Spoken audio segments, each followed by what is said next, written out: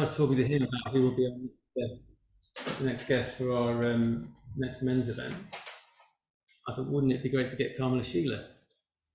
And our undergraduate agreed. I thought, wouldn't it be great to get Mokshayayoghin to his good friend to interview him? I didn't think we'd probably be able to get them both on the same day, because they're both very busy, various reasons, but the stars aligned, and very pleased that we did manage to get them both on the same day, which is great. So Kamalashila has been teaching meditation and involved in meditation for probably since before I was born, I imagine, a very long time. I was born in 1978, so yeah. Yeah, he's been teaching and meditating a very long time. In our kind of world of tree writing, he's kind of an institution, I would say, if you can say that about somebody without dehumanizing them. But yeah, he's been teaching the Dharma for many years, and practicing it wholeheartedly, and been involved in tree writing kind of for all of his adult life. Yeah, he's one of he's been involved in our institutions. He was involved in setting up Vajraloka. He was involved in the Westland Buddhist Center for many years, and so he's been kind of openly, kind of and generously giving of his kind of his kind of knowledge and practice for many years. So he's one of our precious teachers, really. He's a real storehouse of experience and knowledge. So very grateful we've got him here today. Also great to have Keval here as well. You can't call me Kevin in front of that. Sorry, Mokshayayoghin. So I lived with Mokshayayoghin for 5 years before he was Mokshayayoghin, when he was Keval. So I'm sorry for that terrible slip. I don't Mokshayayoghin. Yeah, I lived with Mokshayayoghin for 5 years just down the road in Stoke Newington, in our community, which was an experience, a good experience. And Mokshayayoghin, is he's been involved in Buddhism for a very long time as well, since in his early teens, I think you were involved, weren't you? So, and he's incredibly intelligent, incredibly engaging, and has a real encyclopedic knowledge of the Dharma, and a real love of the Dharma as well. And so I'm really pleased I've managed to get these two guys here together to discuss whatever they want to discuss, really. So you guys want to come and sit here, and we'll make a start. I presume that's where you want us to be. Yes, please. Yeah, if you can hear. Great. Let's give them a clap, shall we? While they can.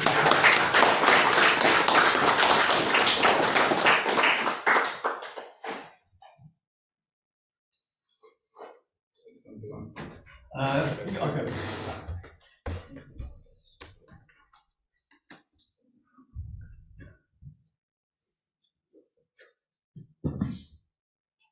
Do you want me to keep an eye on time, or? I'll do. So what's the ending time for this one? Now? It's 20 past. Just coming up to 20 past 10. So say it's about 11:30. Yeah, fine. Yeah. Okay, so I'm doing my own recording. I hope you don't mind. It's I'm just recording everything these days. So can I get us both in? If you twist it more that way, you'll get us both in. Like that? There you go. Yeah, that's good. All right. Okay. Far away. Yeah. So I mean, this is sort of, thanks everyone for coming. This was kind of framed as an interview, so it might be more of an interview than discussion, but it might descend into a discussion, I suppose. Isn't it supposed to be an interview first? Oh yeah, then a Q&A. And then In the second half, we'll have a Q&A, so there'll be a chance for all of us to ask questions. So anyway, whatever happens. Arijit's already given lovely introduction. Thank you so much for that, Arijit. And I would say all these other nice things about Kamalashila, but they'll probably come out in the course of chatting. So maybe the first thing, I don't know if you want to say anything about the fact that you've arrived really underslept. I'm really grateful that Kamashila's come, because you've got 12 minutes. Yeah, just in case I say lots of embarrassing things. I have hardly stepped for the last few nights. So I'm really in a bad way, sleep-wise. I don't know why this is. It may be to do with the stimulation of leading an in-person retreat. It's for the first time in 3 years at Vajraloka, and then coming to London, and it's quite likely we're going to move to London as well. So there's a lot going on, and probably to do with that. I have MS, so my energy is really quite easily compromised. So put all those together, and I hope that'll excuse any very, very senior moments that might happen. So, I mean, maybe we can start with the fact that I was going to ask, what are you up to these days, or what do you do? But you've just come back from Vajraloka, so maybe that's a sort of part of it. What were you doing? We had a retreat, and it was an all-comers retreat. People who've been practicing for 3 years, not just for order members. And the title was The Great Dissolution, and it was about death and dying. And we had a week, and it really was good. I was so glad that I'd agreed to do it, because it was so important for everybody to connect with the fact that they're going to die. It's a really big thing. It's clearly going to happen. It's clearly something we tend not to talk about, even to ourselves. And I thought we managed on the retreat to really come to a good relationship with that. Yeah, you said somebody on the retreat was turned up on the first day. They thought, why the hell have I decided to do this? Woman, she said, "Shit, why did I come to this retreat? Why did I come to this? Such a depressing subject." But she was completely different by the end of the retreat, I think. That's just a typical reaction, isn't it? Just say it is depressing with a certain view of it. But I mean, in Buddhist perspective, it doesn't really exist in a sense. It's just the body just dissolves, the mind dissolves, life goes on in a certain way. There isn't, it's just a process. There isn't a thing called death that happens. And anyway, much could be said about that. Yeah, I don't know whether to lean into that a bit more. Like, well, what are your thoughts about death? Well, I mean, I probably do. I'm still probably slightly in the stage of shying away from directly looking at death all the time. I do that Satipatthana. You on the retreat, you led the reflection on the decomposition of the body. Yeah, the decomposition of the body, which I do from time to time because we. I guess it's a funny thing because it's like one of these things that we. I certainly don't like to look at it, but then I think if I really do turn towards it with a Dharmic perspective, it tends to lead to freedom, which is, like a lot of things in my own practice. I wonder why I don't do them more, or why I'm aversive to them. Yeah. It's not as though you can sort it out. It's not as though you can work it out. You can't understand death, this side of death, I don't think, and I don't see how you can the other side either. So it's one of those things that is very difficult to, but addressing it and really having the, what is it you need? It's not just you just need to have the interest in to go into it, and I think you get something from it straight away. Addressing it. Well, one of the, you're doing, you led that retreat, and you're also teaching lots for all members and teaching weekly classes and stuff like that. So what are the other topics that you're currently teaching other things that I'm doing? You're teaching on, yeah. Or I mean, and I guess they all link in some way as well. Well, since the pandemic, I discovered online retreats. and they've just worked very well for me. Partly because of my MS, it means that I can just get up in the morning, sit down, open my computer, and do a talk, and there can be 30 or 40 people there, and we can meditate together, and people can be all over the world. And I find that incredibly useful. And it's clearly useful for the retreatants. So I've been doing that mostly for order members. I feel at my age, I want to connect with the people I've started with, and there isn't really in Tree Rattler. There isn't all that much for order members. Once you get past a certain age, it's mostly for either the younger order members or it's for newer people. So actually, I think I can provide a service that isn't that available. So I do that for the order members. And more recently, I've started doing online classes for non-order members. I do something on the Anapanasati, and I do something every week on the Brahma Viharas. And I'm using those just to explore those worlds of practice. What started off as the mindfulness of breathing in the beginners class. We all did that.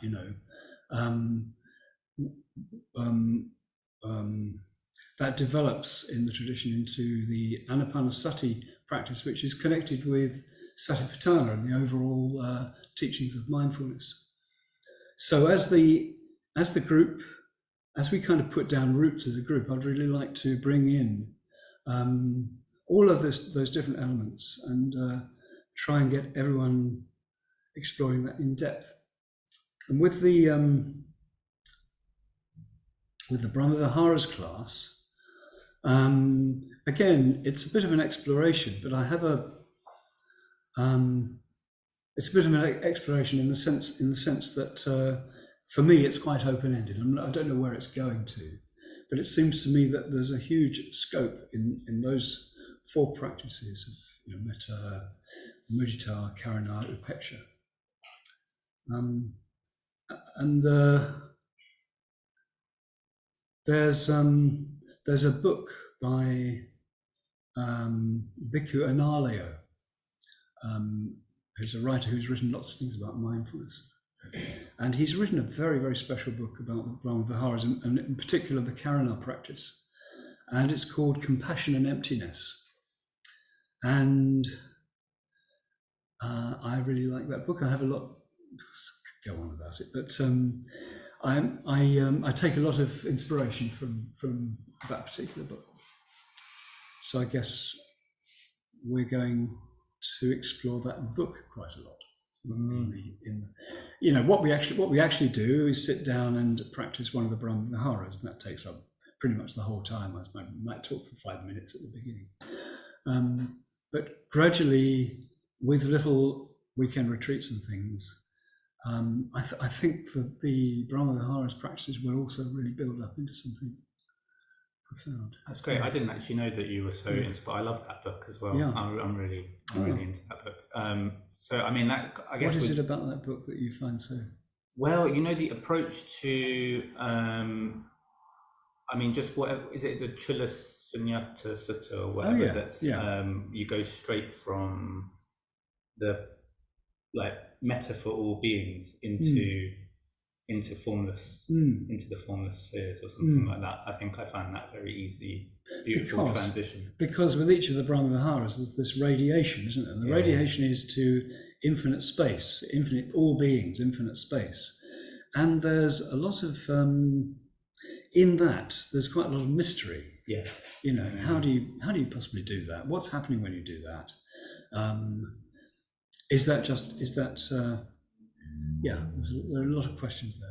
Well, I feel like both of those. So with maybe lots of people here do the mindfulness of breathing and metta bhavana because they're the sorts of practices that you get taught in the Buddhist centers. So you come and you do this 4-stage practice and you get a bit calmer, or you do the metta practice and you learn to not dislike your neighbor or whatever, But I guess with both of these, both with the way that you're talking about Brahma Viharas and the 16-stage Anapanasati we're taking these to their kind of conclusion, as it were, or I guess I want to ask about the the relationship between, say, the breath, which we just think, okay, yeah, it's the breath, it's ordinary, I can become mindful of it, I can become aware of it, and insight, of some sort of insight, you know what I mean? And similarly with metta and insight, it feels like they're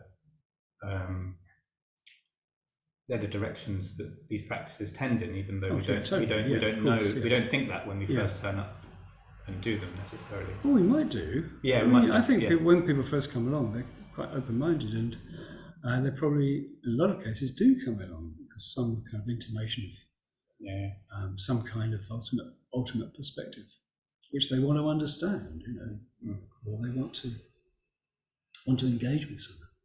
Maybe with the breath, we could.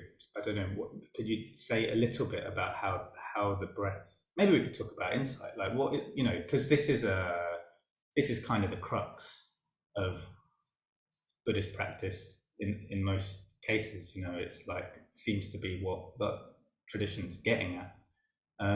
How maybe we start there and then go backwards to the breath or whatever. But like how do you think about insight these days? What does insight mean really? What does it mean for us? Well, it's the goal of the practice. The goal. So what's the goal? Well, it's the Buddha's enlightenment, Shakyamuni's enlightenment. That's why we're all here, in a way, surely, to approach that in some way. And that's how I think of it. And I think of all the practices as in some way relating to that. I mean, if you take Sangharakshita's system of meditation, he arranges all the practices that we do in relationship to awakening. So it's pretty much baked into the tradition. Yeah. Is there any chance I could have a glass of water? I'm starting to really dry up. Oh, that's what that's for. Oh, so professional. Jesus. Thank you. There's two. Excellent. Cheers. You can have one. Yeah, thanks.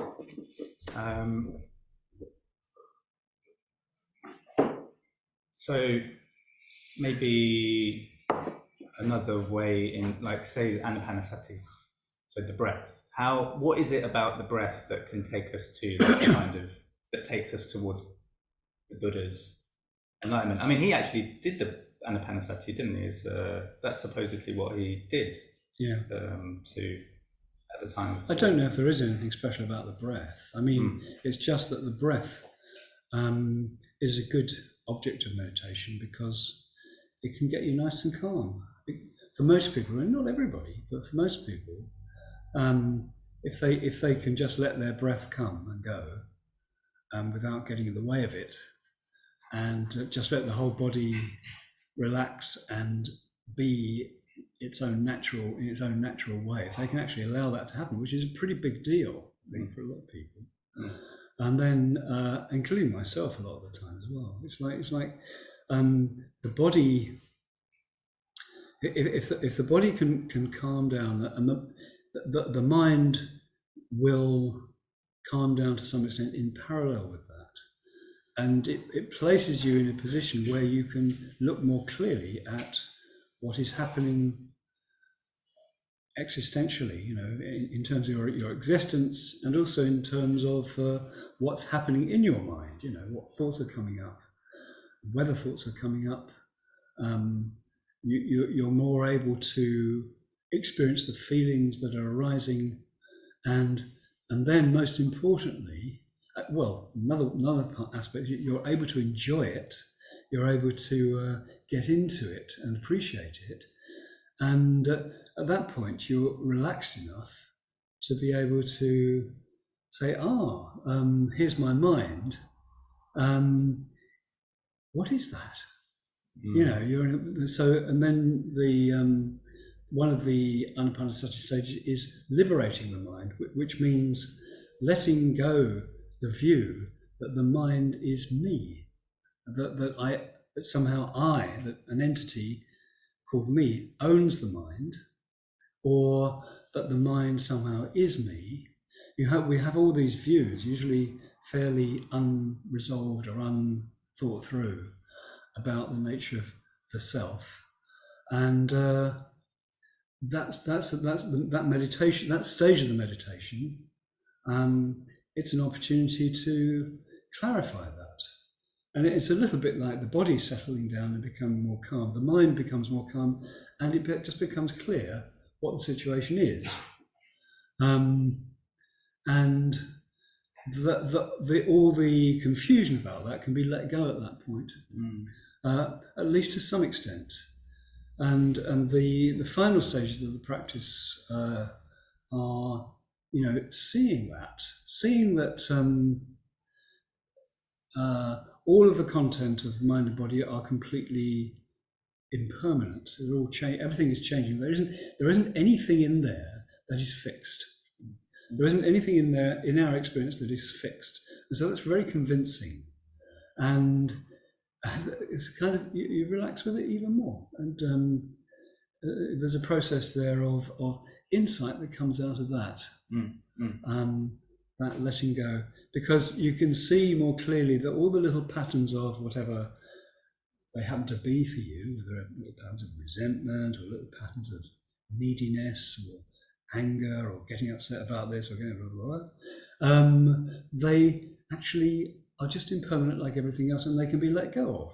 So in that process of meditation, you see that. I mean, that's all. You just see it, and just seeing it, some can facilitate a real letting go, a real cessation of the clinging that keeps us in samsara, as it were. And so that's how that practice works in terms of insight. Yeah. So in a way, the way you're talking about insight sounds like, one aspect of it sounds very simple. It's just like a kind of clear. We're just getting in the way. We're getting in the way. Yeah. I wonder if that takes us a bit into. I wonder, like, how you. When I asked you before how you thought about insight, you said you teach in a bit of a Buddha nature-y way. Maybe that's a. I shouldn't be saying it's true, that, but like, yeah. But I wonder if that's sort of relates to me to what you're saying about, well, we're just getting in the way, and kind of what's there are the natural kind of Buddha qualities in a way, or what we think we want is already there. Well, it's already there in the sense that it really is the potential. It's a bit like, because it's not there in the sense that it's realized. It's not there in the sense that it's manifest. So it's there in the sense that it could happen. Yeah. It's there in the sense that we have it within us to manifest that. As beings, as human beings, it's part of our structure, if you like. It's a bit like it's a bit like seed. It's a bit like a seed and an oak tree. That tree that just got cut down. It came from a seed. It was a little horrible, well, not horrible, but rather insignificant looking little brown thing that you might find tucked away on top of the mantelpiece or something. And that thing can produce all that, It's what incredible beauty and great big thick trunk and all those things. It's like that. We have those potentials of awakening. We don't think that that's true. That gets in the way. I mean, you've done nearly like. So that's a kind of Buddha nature. Sorry, but that's a kind of Buddha nature perspective, and I think it's quite orthodox, really. Yeah, sure. I mean, it makes sense to me because also there's a sort of, if you look at Dharma texts or practice or stories or whatever, it seems that it's apart from in very, very few traditions I know that they exist, but normally nobody's ever so defiled that they can't become awakened, No. Whereas it is possible to be awakened and have no defilements. So it seems to me that the way around it is that one is the more natural. The potential is always there, and once it's manifest, it's just manifest. Yeah. I guess the thing is, practice. You need to practice to sort of realize it, right?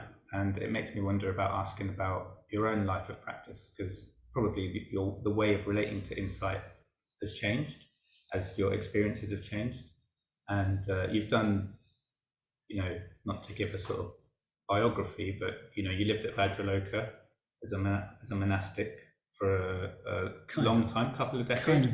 Kind of monastic. You had a robe, I didn't wear robes though. Oh, I did have a robe. Yeah. I've seen the pictures. We don't really do monastic entry around. No. We have anagarikas. Yeah. But when Vajraloka was first set up, it was a celibate community, and that was the deal. If you joined it, and also if you went on retreats, you practiced brahmacharya, and people did that. And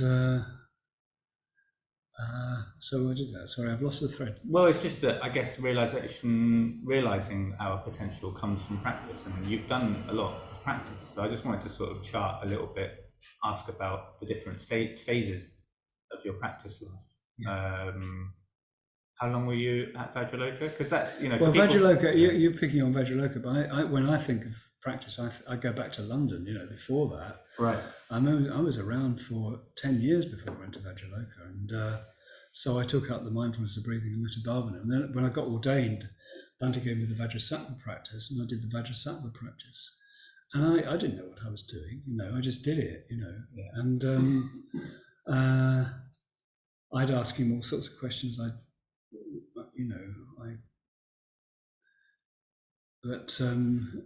didn't really illuminate it either. So, but I was very keen on meditation for some reason, and that's why I went to Vajraloka. Yeah, I took the opportunity. I became the chair of the West London Centre, which we started in 1976, and I was the chair of that. But to be honest, it was too much for me. I was really pleased to be able to leave and start this new project, which started off as a building project, heavy building project for a whole year. And then we started the community and started this semi-monastic community. And when I was there, that was great. In the early days, hardly anyone came. So it's actually still a little bit like that. For people who don't know, Vajraloka is like the main Triratna retreat centre, which Kamalashila. Meditation retreats. Yeah, meditation retreats. Sorry, that's what. Meditation. It's not really the main retreat. No, there's lots of retreat centres, but like in terms of silent meditation practice and intensive meditation practice, that was at least the first. Yeah, you have to go to Vajraloka. Vajraloka's great, and it's in like a beautiful, remote valley in central Wales, mid Wales, whatever. So yeah, I don't know. Maybe you can say a bit more about, because I just cut you off, but you were about to say, well, nobody really came very much in the. Well, it just gave lots of opportunity. I got into what are called the Mula Yogas, which starts off with the prostrations and the mandala offering and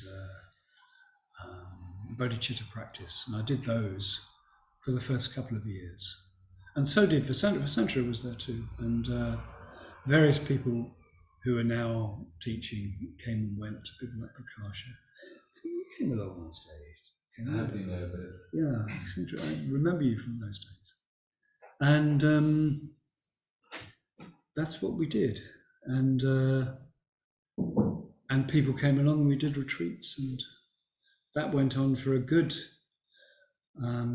I was there until 94, and during that time we also started a study centre just up in another house, just quite close by.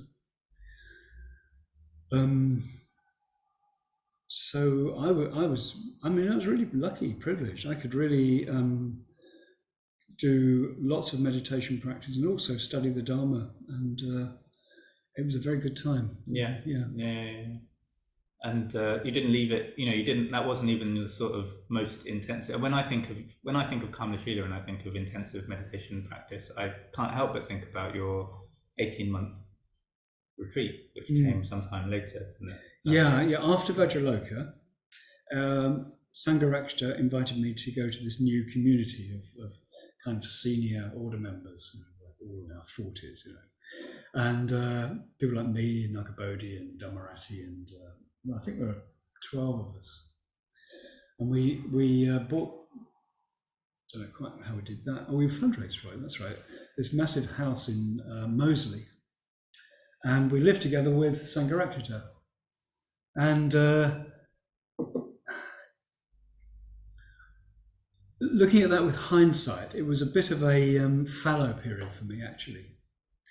Even though, I had all these privileges, like I could go around the world leading retreats, I had a car, and I was supported to do all these things around the movement and go all over the country teaching. It was really good, but at the same time, I started to think, I don't have any insight. I'm just talking about this stuff without really, even though I've been practicing at Vajrayoghin, my practice isn't really so very deep. I was aware of that.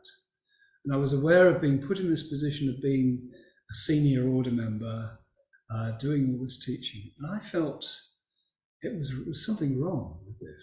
And I felt awkward about it. And in the end, I just decided that I would just do meditation. I would just practice.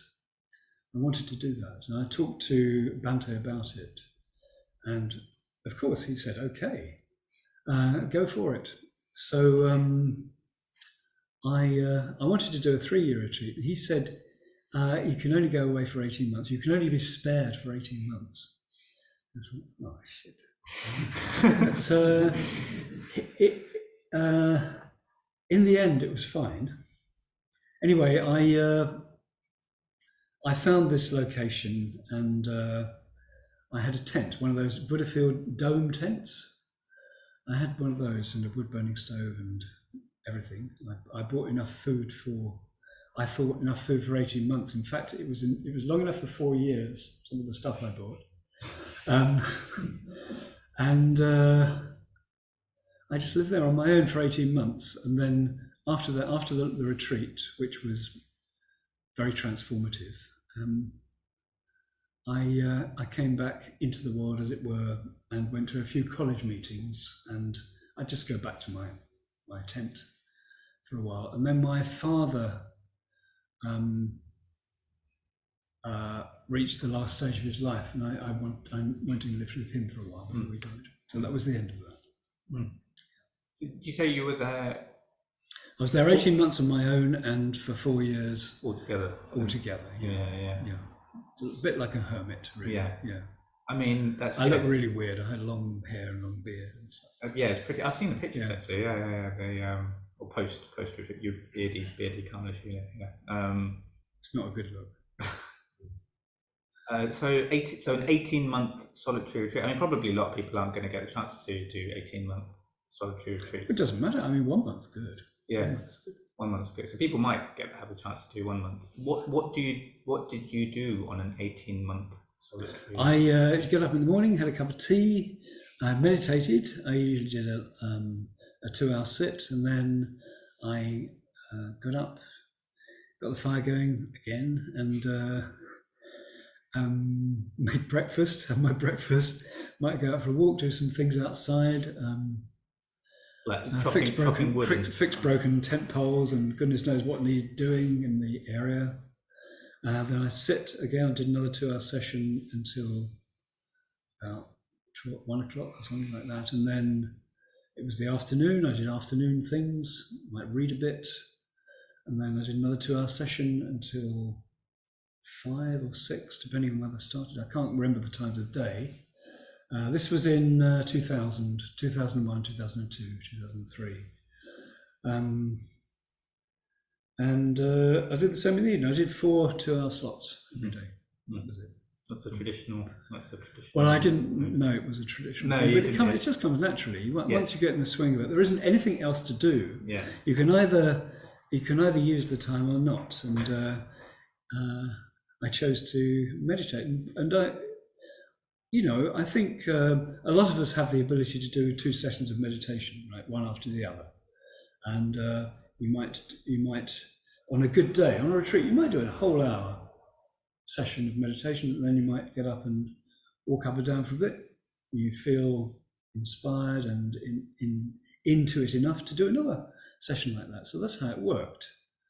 So, by the time I'd actually got to the point of living in this very isolated place with everything I needed, I felt set up to practice like that.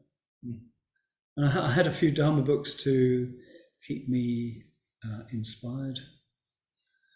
And I also had a teacher.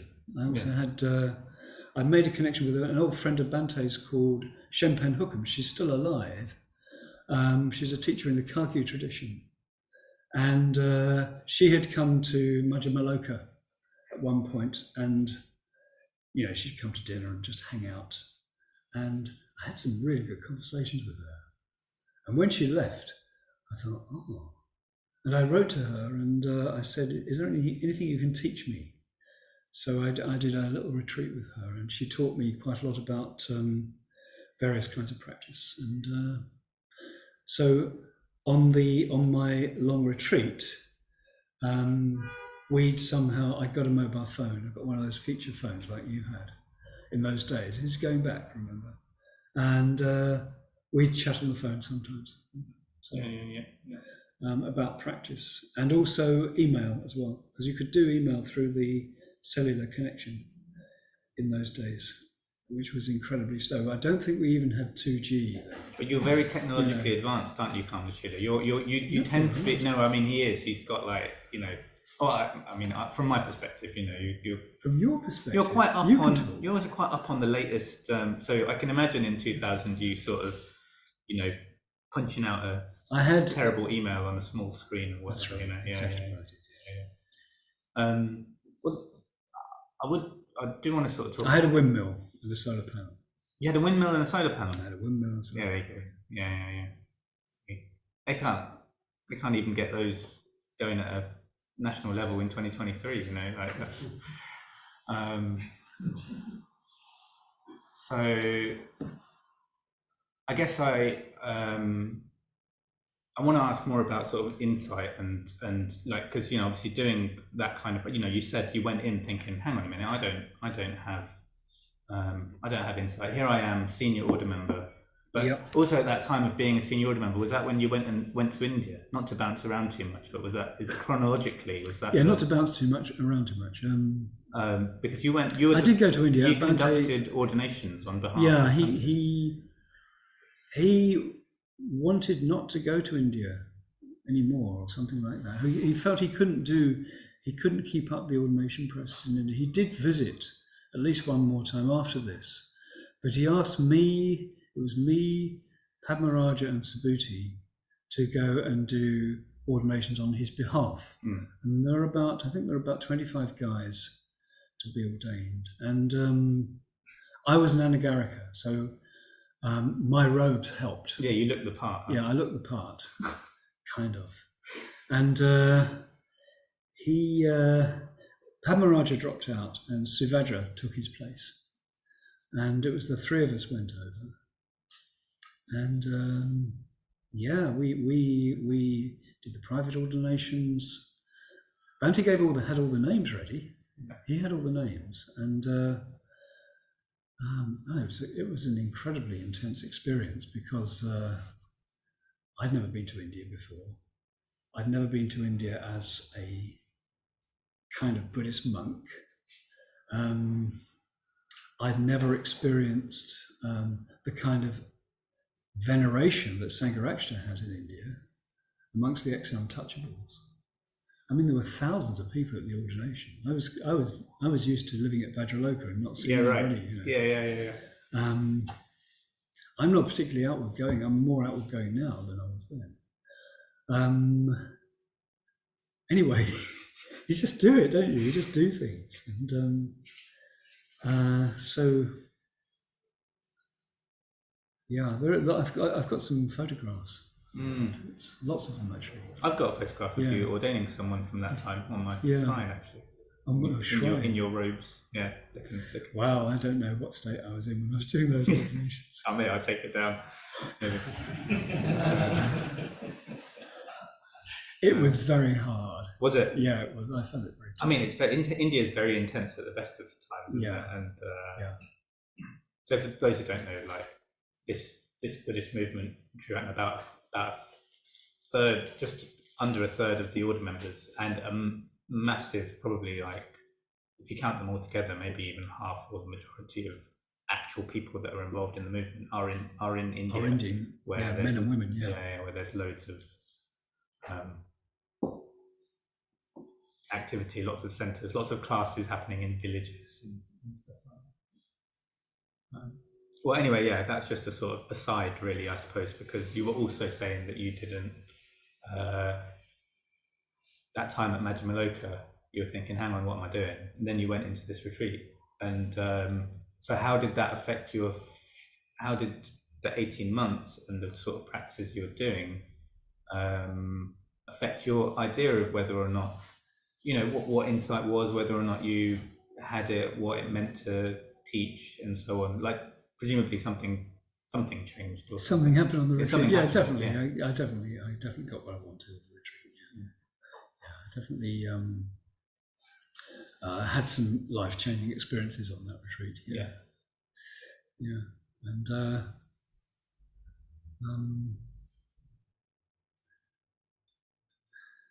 I could still do some dumb things though. Sure, yeah. I guess maybe I wonder, for a lot of people, it's that thing that you said about us getting out of the way, or us being in the way, or something like that. It's just a way of speaking. It's a way of speaking, but I was wondering what can drop away, basically, on an 18-month retreat. Oh, delusion drops away. Presumptions drop away. Assumptions drop away.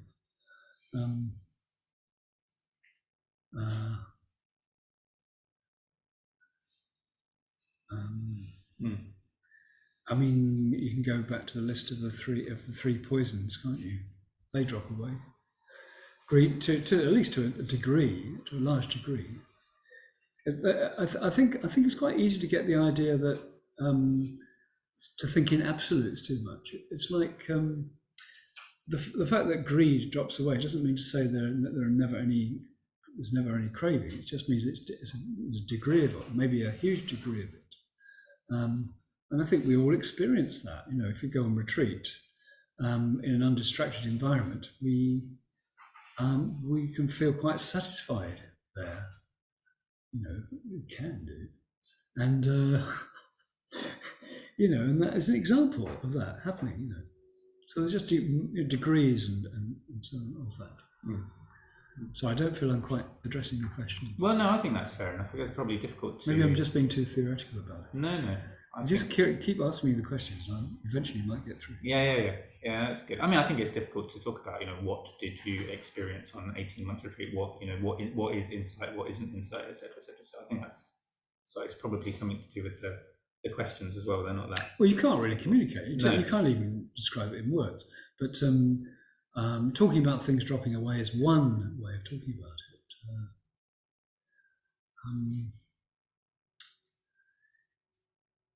I guess one aspect is the mentoring. So it's something Arijit said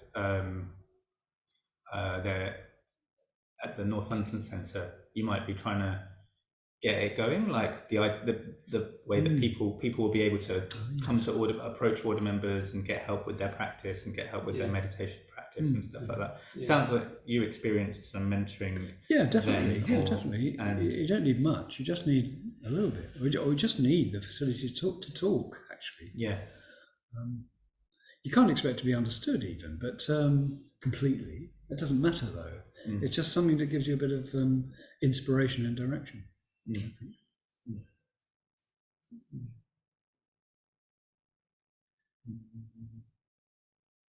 I would definitely recommend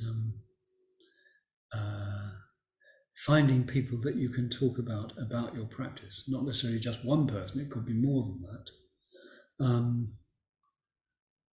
just because, just to open it out a bit somehow. Yeah. I mean, it is quite possible that the people you talk to and you hope they understand, they really don't get what you're up to. And that's one of the. Sorry, this is when my brain isn't working that well. You know, there are problems with everything, but I'd say just persist and try different people. And, you know. It's really helpful to share practice if you can. Yeah.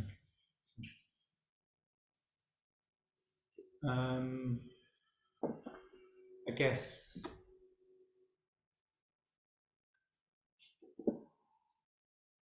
I'm trying to think where to go next. It's I mean, talking about sort of, it's a different form of sharing practice, but you're doing lots of teaching now. Yeah. Including I'm doing more than I ever did, actually. Yeah, including like really long, like 3 month long retreats. Yeah, I do a 3 month winter retreat. Yeah. With audience members from all over the world. Yeah. People tuning in from India, getting up at San Francisco. 4 in the There's a guy from San Francisco who's just contacted me. He said he wants to come again, so he's been to all of this. How many have there been? This will be number 4. 4, and have they all been Anapanasati or different? No, it's just anything that comes up. It's 3 months, so people are doing all kinds of things, and they can. But I tend to have a few kind of basic practices that I keep going, and Anapanasati has really come out of that, actually. Yeah.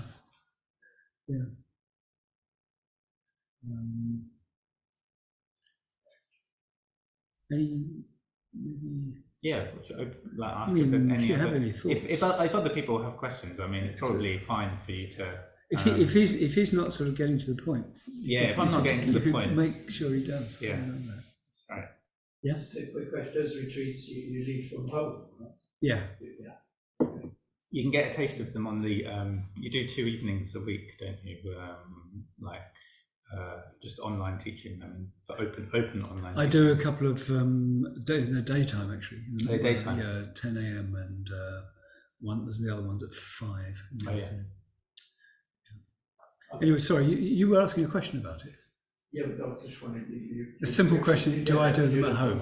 You don't go to a retreat centre or anything like that. No, you do it from home. That's why you have people from all over the world joining. I just do it in my shrine. It's open to all, as it were. Well, they're open to most. I'm doing mostly teaching order members at the moment. I have been, but I do a couple of weekly classes which are open to all people who've done. People with, I kind of stipulate 3 years of experience within Tree Rattler. I'm not going to be too strict about that, but that's what I do. Thank you. Well, and where you live is also, it's quite, I mean, I don't know about retreat-like. I would say it's quite retreat-like when I... It is quite retreat-like, yeah. I live about 20 minutes drive from Padmaloka, and it's a bit more rural than Padmaloka. So it's like Suffolk. It's not in a village, Yeah. it's in just farmland, basically. Although that may be changing. Yeah. But it sounds like you've had a very good experience of living there, practicing. Oh, it's been leading great. retreats. I love living in the country. It was great. Yeah. And communing with the animals, somewhat. Yeah. Yes. How are we doing?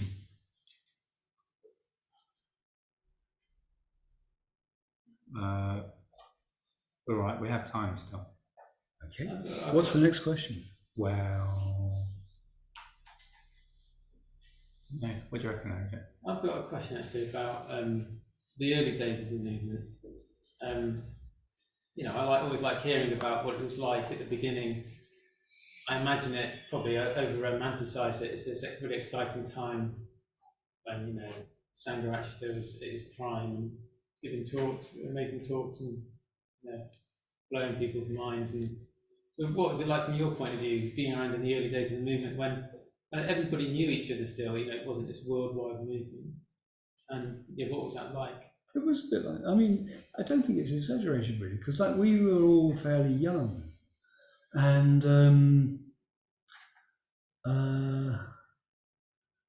so there was loads of energy around, and he really did manage to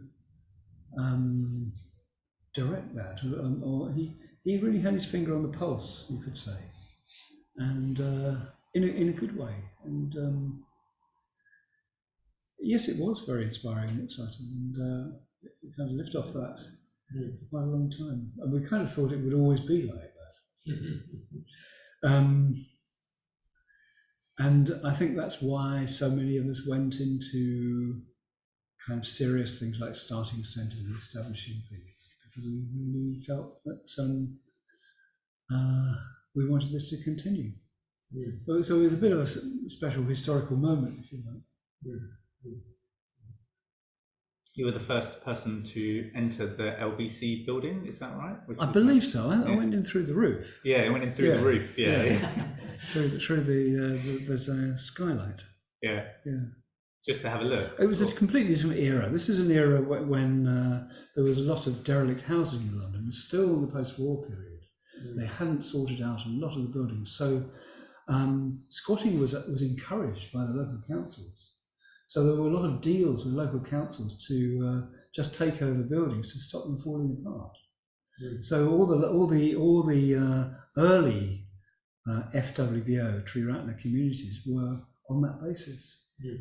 So there was lots of cheap housing, and also so we all got quite experienced into breaking into houses, because they were always boarded up with corrugated iron. That was just the way you learned to do it. So going up to the roof of the building and going down was something people were familiar with, in those days. Do you think it's harder these days? It's a bit like student days, perhaps, or something. So these days, how do we? I mean, I'm very excited by the Dharma life, and it's exciting to me. But it's not so obvious that we need to build things these days. So we don't, do you? We don't have that same kind of, and not so many people are young. So how do we keep that sense of creating things alive still, do you think, in today's world, which is totally different?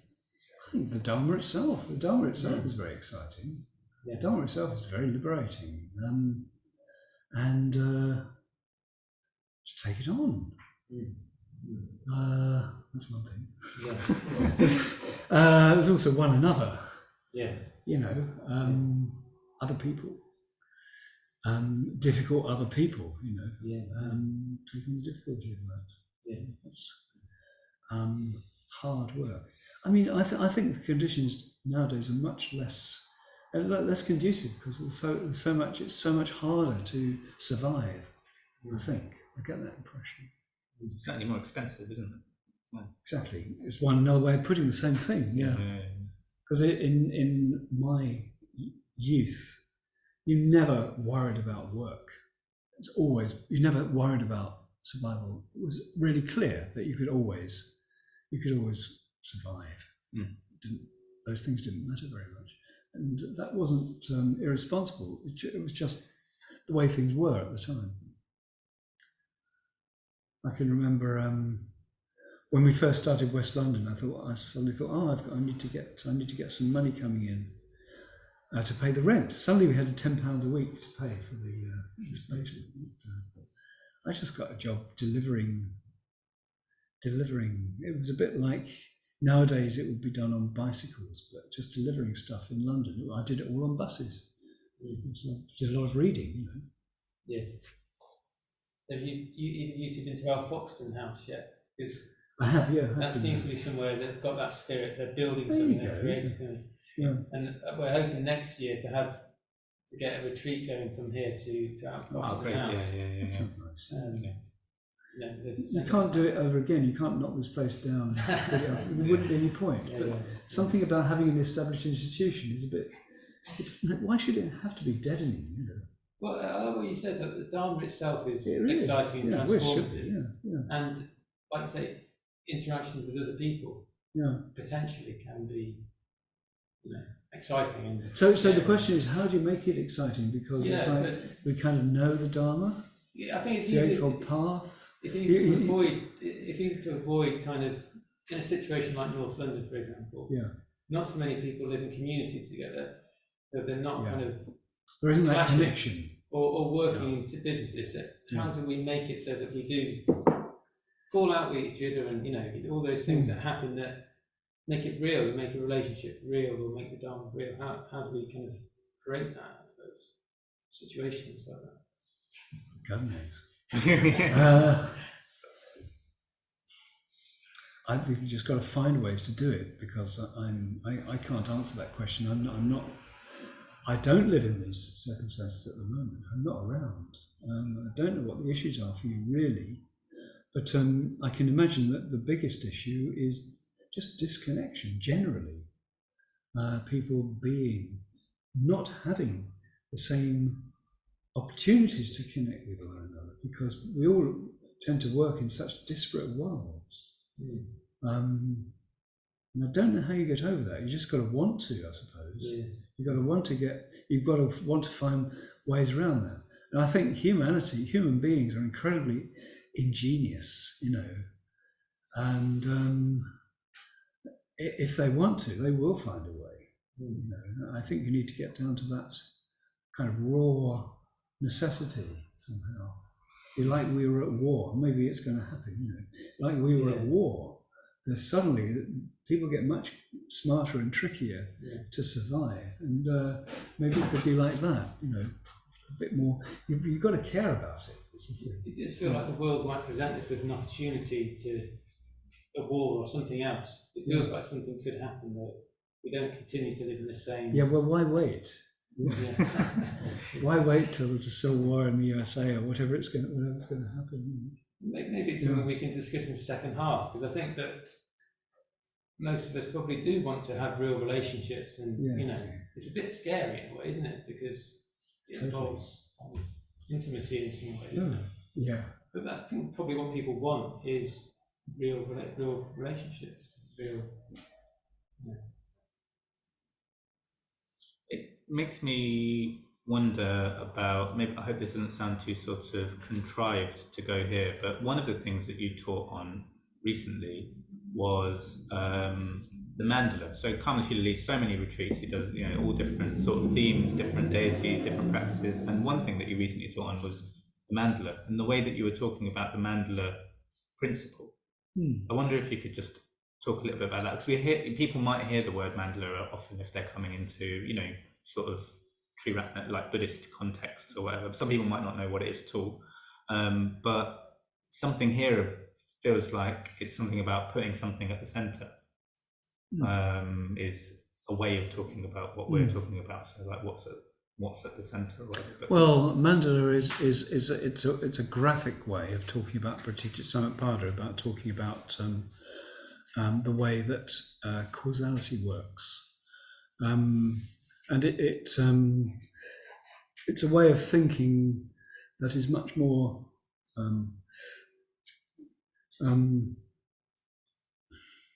it's about the totality of causes and effects. So any one thing actually exists in the totality of its effects. So, for example,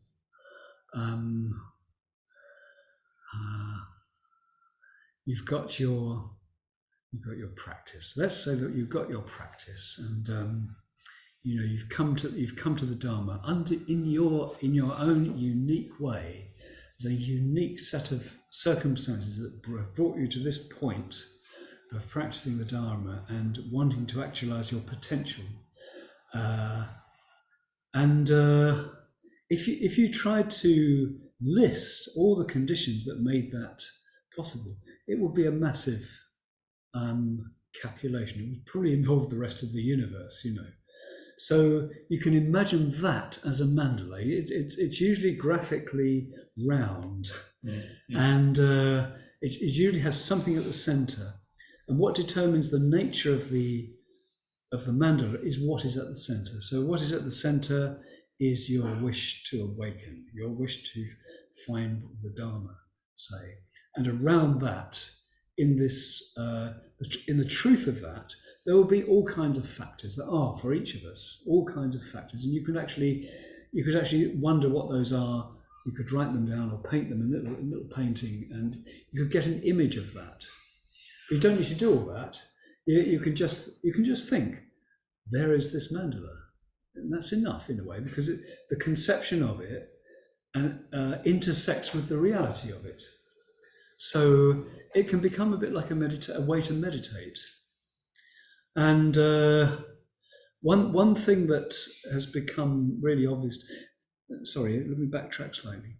The mandala it comes from the later, more developed Buddhism, particularly the late Mahayana stroke Vajrayana Buddhism, and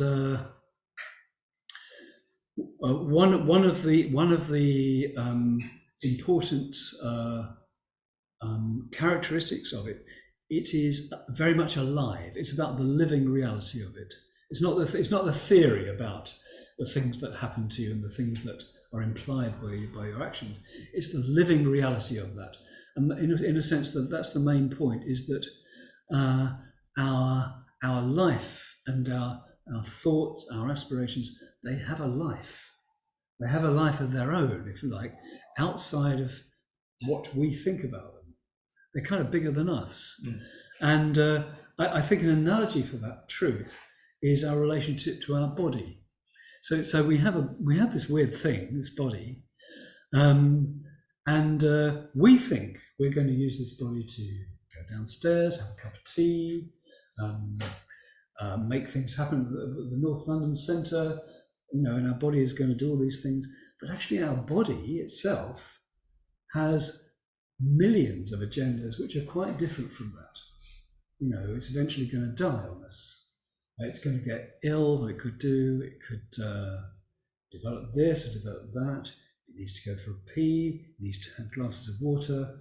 And those needs are completely alive and kicking, and we're completely unconscious of them. We don't ever hardly think about them. So I think the mandala of practice is like that. There's a life of our practice, but also anything at all in the world that's happening out there, and it's truly alive. And its agendas are beyond what we can imagine. So there really is something, and you can actually trust the momentum of that. By meditating, you're activating stuff. You don't know what you're activating.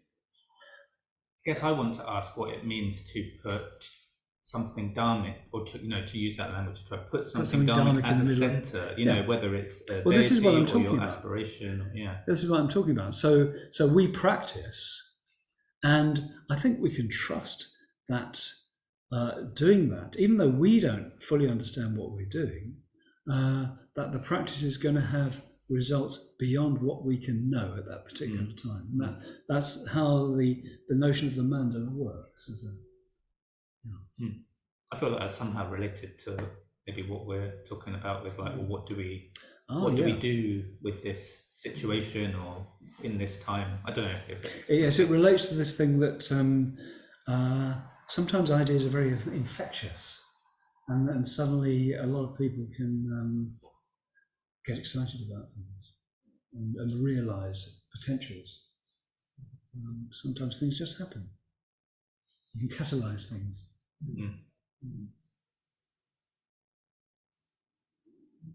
Maybe that's a good place to, unless anybody's got any more questions. We're going to have more questions and answers after. Yeah, so we'll have a tea break now. Thank you very much, guys. It's been a very interesting discussion. Wide-ranging discussion, lots of things to think about. Inside Kamashila's 18-month retreat. So just have a think about any questions you might have. In the second half, we'll have a chance to ask Kamalashila, and Mokshayayoghin can chip in as well. Any questions about your practice, about any things that we've talked about, Tree Runner, and so on? Yeah, anything about the Dharma, and you don't need necessarily to have a really well formulated question. Just to, if you don't mind, just sort of talking a bit to get it going. We can find the question in what you're saying, probably. Good luck. Okay, so we'll go down and have a cup of tea now, and we'll come back up in a bit. Thank you very much, guys. Thank you.